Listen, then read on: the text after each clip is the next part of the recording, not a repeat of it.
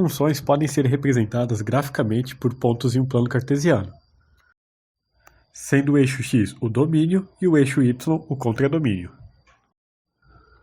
Para isto, toda relação entre o elemento x do domínio com sua imagem y do contradomínio formará um ponto no plano.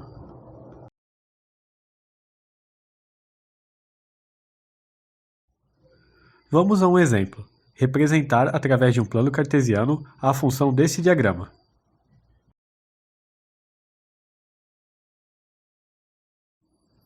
Podemos notar que existem três relações entre x e y. O f de 1, ou seja, a imagem de 1 é o 2, a imagem de 2 é o 3 e a imagem de 3 é o 1. Sendo assim, no plano cartesiano devemos inserir os pontos 1 e 2, 2 e 3 e 3 e 1. Lembre-se que a primeira coordenada é o x e a segunda o y. Então teremos o seguinte plano cartesiano.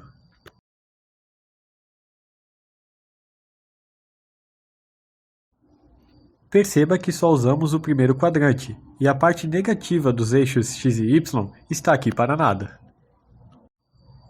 Quando isso acontecer, podemos apagar esta parte não usada para simplificar o gráfico. Esse gráfico está pronto desse jeito, não podemos ligar seus pontos.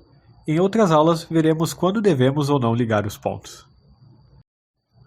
O outro gráfico que podemos construir usando essas funções é o gráfico de barras, que consiste em desenhar retângulos que ligam o eixo x a cada um dos pontos da função. Para transformar esse gráfico de pontos em um gráfico de barras, devemos desenhar os seguintes retângulos.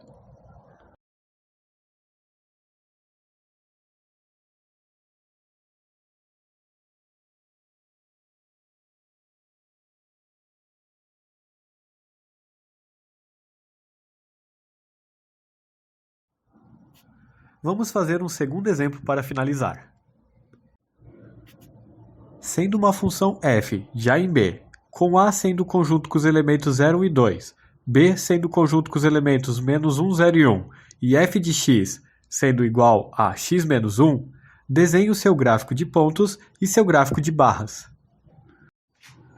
Nessa função não temos nenhuma imagem calculada ainda, então vamos calcular usando a função f de x igual a x menos 1.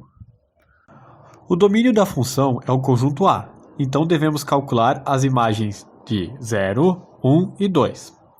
f de 0 é igual a 0 menos 1, que dá menos 1. f de 1 é igual a 1 menos 1, que é igual a 0. E f de 2 é 2 menos 1, que é igual a 1.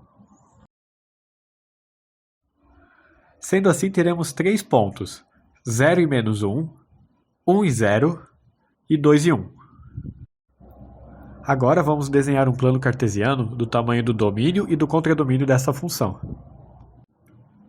O domínio vai de 0 a 2 e o contradomínio vai de menos 1 a 1. Por último, vamos colocar os pontos 0 menos 1, 1, 0 e 2 e 1. E o gráfico está pronto.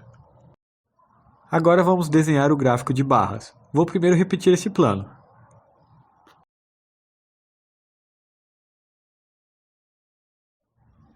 Teremos primeiro um retângulo do eixo x até o menos 1.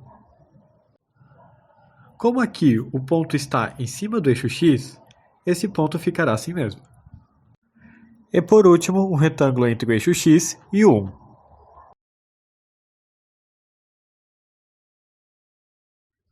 Certo, gente? Bons estudos a todos e até a próxima!